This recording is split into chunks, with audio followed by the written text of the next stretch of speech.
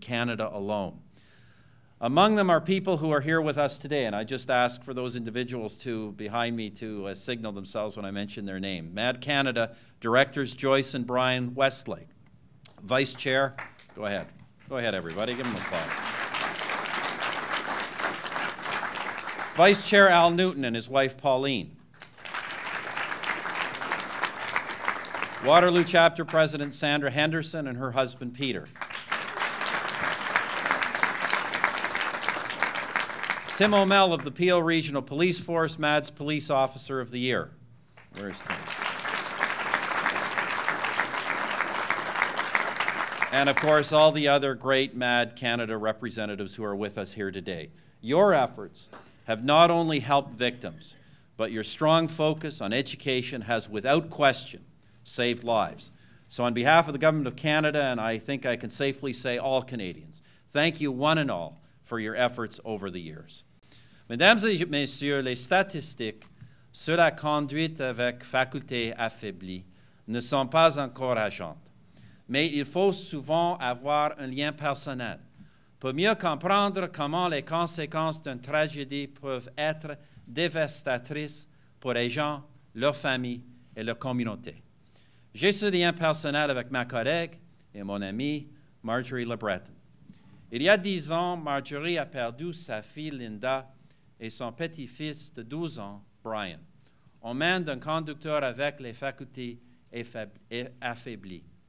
Par conséquent, elle s'est donné la mission de s'assurer que cette tragédie ne se répétera pas dans d'autres familles. Now, ladies and gentlemen, the statistics on impaired driving still leave a lot to be desired.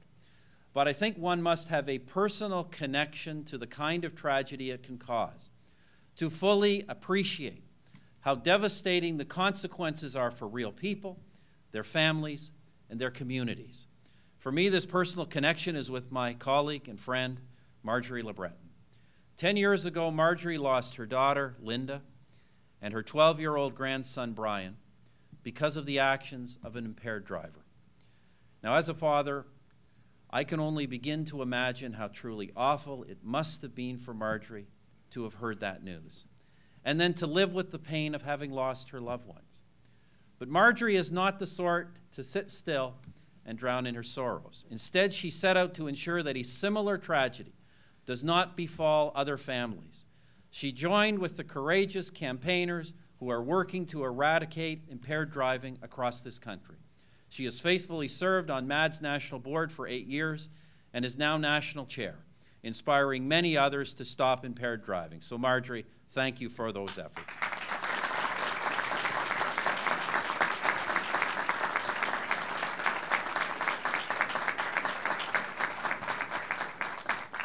Now, friends, when most Canadians think of impaired driving, they think of drunk driving. But increasingly, police have to contend with drug-impaired driving, operating a vehicle while under the influence of narcotics. Just as a drunk driver, a drug-impaired driver presents a danger to himself, herself, and others. When drugs enter the blood system, they can affect basic motor skills, which mean you lose full control of your vehicle, with the potential for tragic consequences.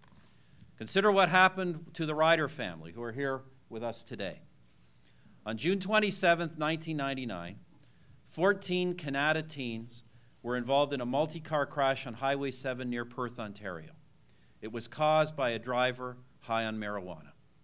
As a result, 9 of the teens were injured and 5 died, including David Ryder. David Ryder devrait être avec nous aujourd'hui, profitant de la compagnie de sa famille et ses amis. Il est tragique que sa vie ait été brisée si brutalement. Malheureusement, nous ne pouvons pas ramener David, mais nous pouvons, en tant que gouvernement, agir afin d'éviter que d'autres incidents dus à des facultés affaiblies ne se reproduisent. David Ryder should be with us today, in the company of his friends and his family. And while we cannot bring David back, we can act to prevent more such incidents from occurring. Just as governments once took action on drunk driving, we must act today on drug-impaired driving. Alors, il me fait plaisir d'annoncer qu'aussitôt que les travaux de la Chambre reprendront, notre nouveau gouvernement présentera une loi pour lutter contre la conduite sous l'effet de drogue. La loi comprendra, entre autres, les mesures suivantes. Donner aux policiers plus d'outils afin de détecter les conducteurs qui sont sous l'effet de drogue. Augmenter les pénalités en cas de conduite sous l'effet de drogue. Renforcer les présomptions de tests respiratoires et sanguins. Et faire la promotion afin de sensibiliser les gens à la conduite sous l'effet de drogue avec des partenaires comme MAD Canada. Therefore, I'm pleased to announce that Canada's new government will introduce legislation to tackle drug-impaired driving when Parliament returns from its break week. The legislation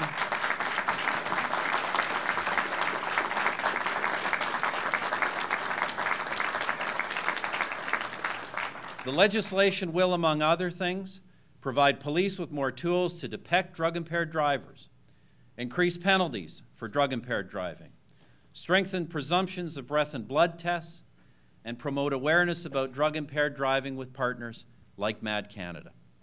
Our goal will be to replicate many of the successful efforts over the past few years that have educated Canadians about the dangers of drunk driving.